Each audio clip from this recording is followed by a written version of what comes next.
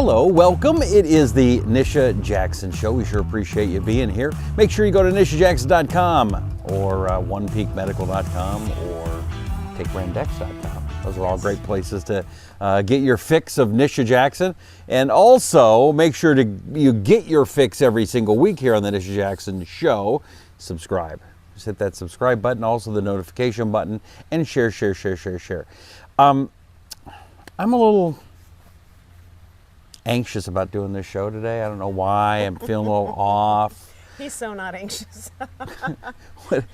Nice lead in, though. Thank you. Nice lead in. There are a lot of people that are anxious. I mean, anxiety has increased exponentially. Yeah, I mean, I don't remember people being anxious when I was a kid, and now every kid is paralyzed with anxiety today. Yes, yeah. You know, I was just talking to a good friend of mine, and she said that her 13-year-old is not able to go to sleep unless he takes 2 of our sleep supplements and 2 of our stress PM supplements. This is a 13-year-old.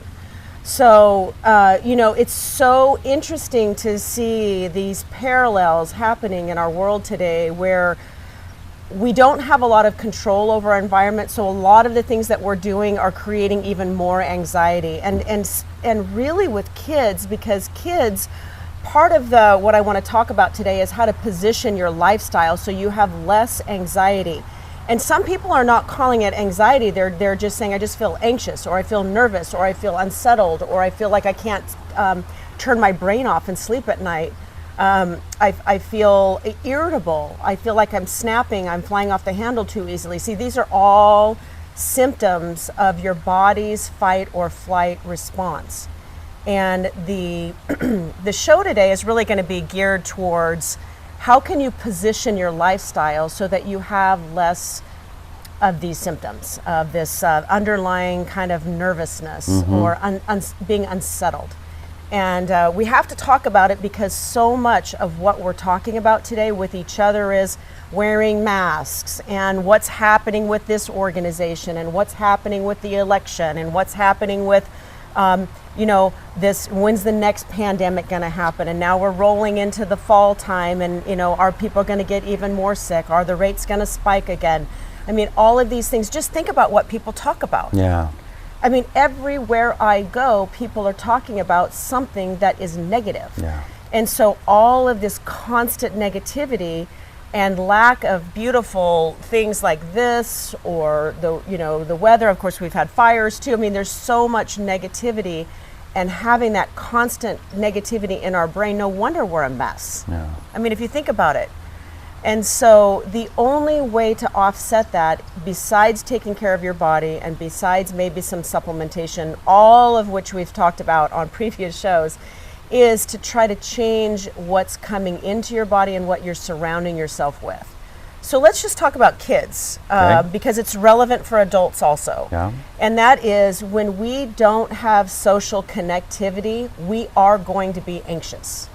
There is a reason why social connectivity is one of the key factors in allowing you to live longer. It's in the top 3. Really? It's in the top 3 reasons why people can live longer. So if you take social connectivity away from kids, they don't have an ability to be able to offset this underlying nervousness and anxiety. First of all, if they're not with other kids, often they're more sedentary. They're sitting and gaming all day, or they're on their phone all day, or they're in front of a TV all day, and they're not moving their body, and they're not with other kids, they're not laughing and connecting up. And that can cause anxiety or just nervousness or irritability in a child. So we're seeing that a lot with kids, and they're driving their parents crazy. I mean, and that's making the parents more nervous and anxious.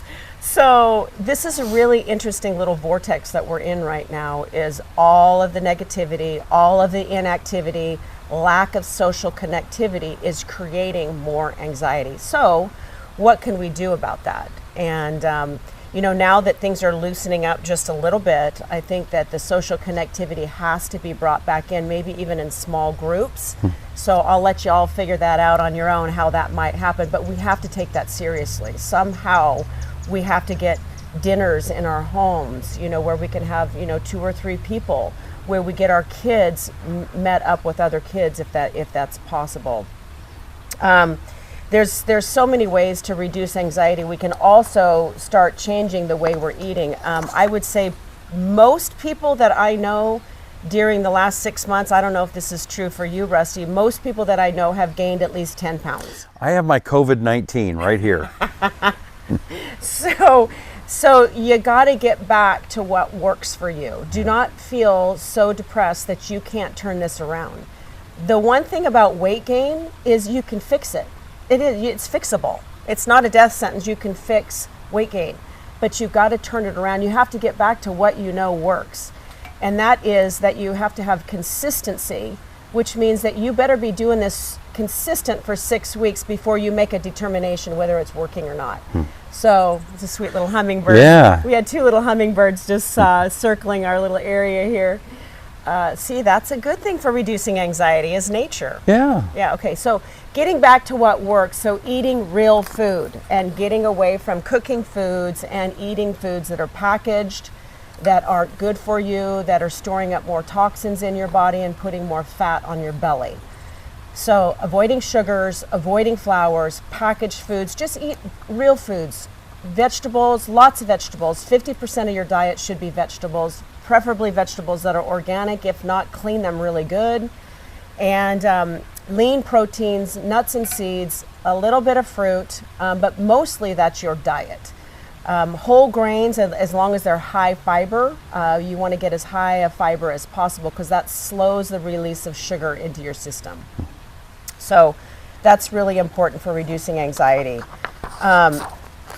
You know, one of the most common things you can do to reduce anxiety is just, and this is something I have to work at, is just making time to relax more. So You're not good at that. that's why I have a horse and a dog, Yeah. because they force me to relax. And but if you think about women today, so I think about the women that work in our office. We have 96 women that work for our company. And how many men? We have 4. Oh no, we have 5 men now. We have 5 men and 96 women.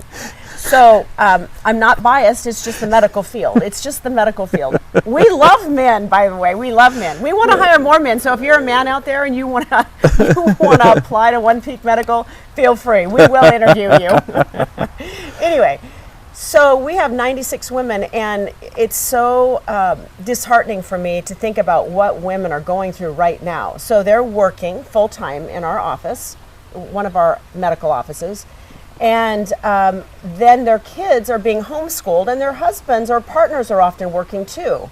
And so they're having to work, run home at lunch, or connect with their kids at lunch, make sure they're doing their homework, or they've had to hire somebody to come in and take care of their kids to teach them. It's really tough. It's the craziest thing ever. So talk about not being able to relax is women today, and men who are feeling so stretched from having to work, get their kids educated, and their kids are just not wanting to do it. They're just not having it. I would have been terrible this time.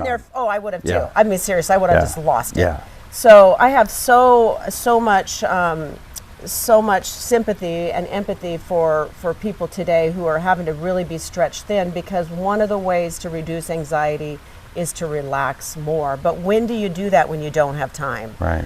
So relaxing more is something you can do even 10 minutes a day.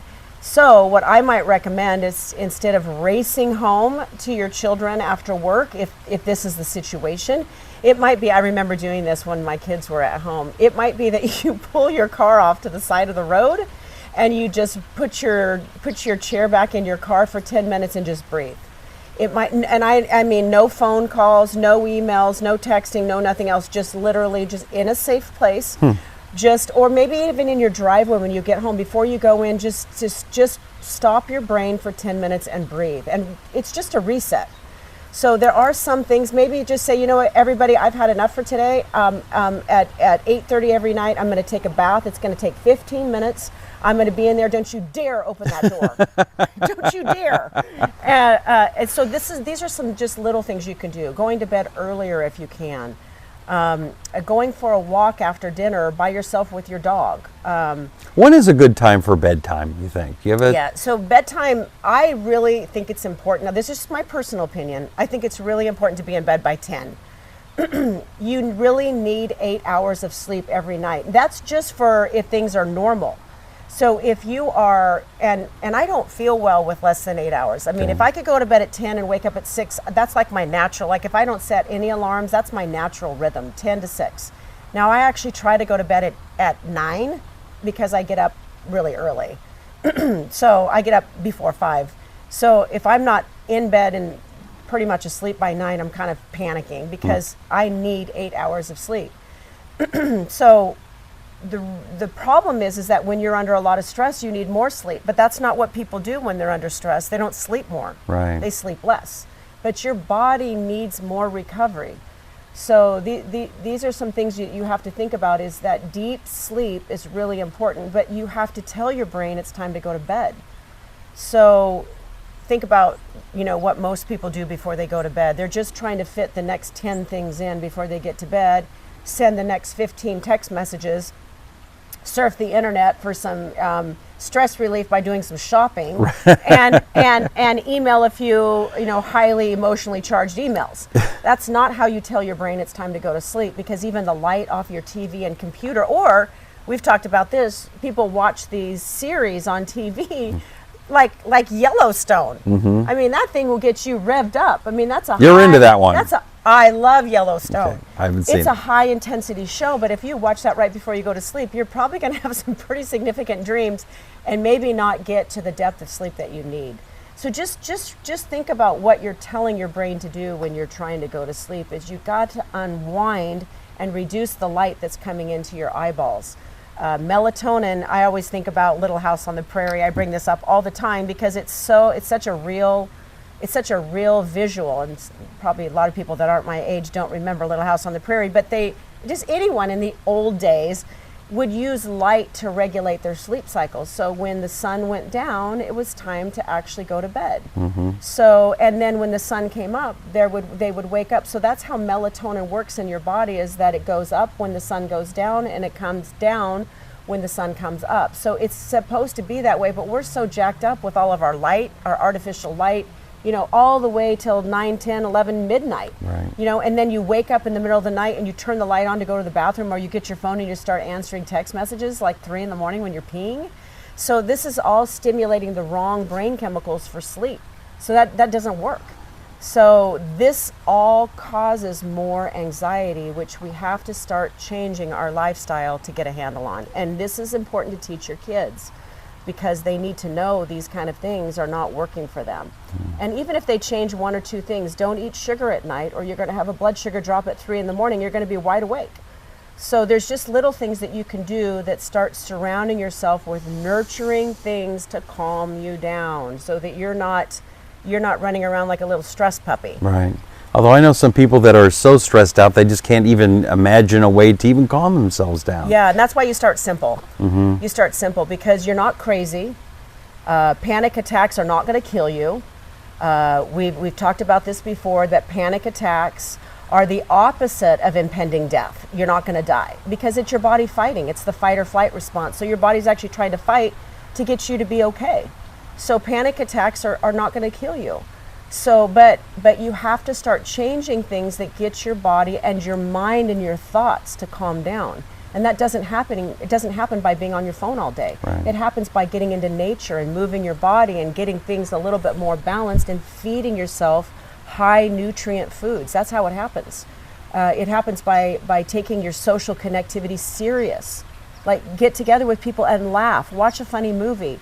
Get the other endorphins moving in your body so that you can calm yourself down. That's how it happens. Right. It starts with just 1 or 2 things at a time. Really great advice. And if you want to find out more, also there's probably some supplements that would help a little bit too. Yes, so I recommend the mood supplement. Every single person that has any kind of irritability, anxiety, PMS, hormonal mood fluctuations, seasonal affective disorder, which happens more in the winter time, or kids that have irritability or mood issues but also can't sleep, the mood supplement works for both. It's very safe to use, can be used at night. I also use it to help people get off antidepressants that don't want to be on them. It's a slower process, but it works really good for that. So, and we guide them through that at the medical office. So these are just some things that you can do that make a big difference. Really, really great stuff. Go to nishajackson.com to find out more about those supplements, what supplements that she just talked about, how you can get those. That's nishajackson.com. You can also go to onepeakmedical.com. Another great supplement is Brand X, which is a great little drink, the pickup sticks. Yes, that is a good drink. And actually kids can drink that too. It's high antioxidants, it's excellent for your immune system, but it's really good for focus and energy. So, and that's what people are lacking often today too. TakeBrandX.com is where you'd find that. TakeBrandX.com. Subscribe to the Nisha Jackson Show. Make sure you hit the subscribe button and the little bell so you get notified every time it comes out. Also, share it, like it on Facebook, let people know. And if you're watching or listening on Apple Podcasts, Google Podcasts, make sure that you subscribe and share as well. Until next time, we sure appreciate you. I'm Rusty Humphries, that's Nisha Jackson, and this is The Nisha Jackson Show. Stay cool and calm.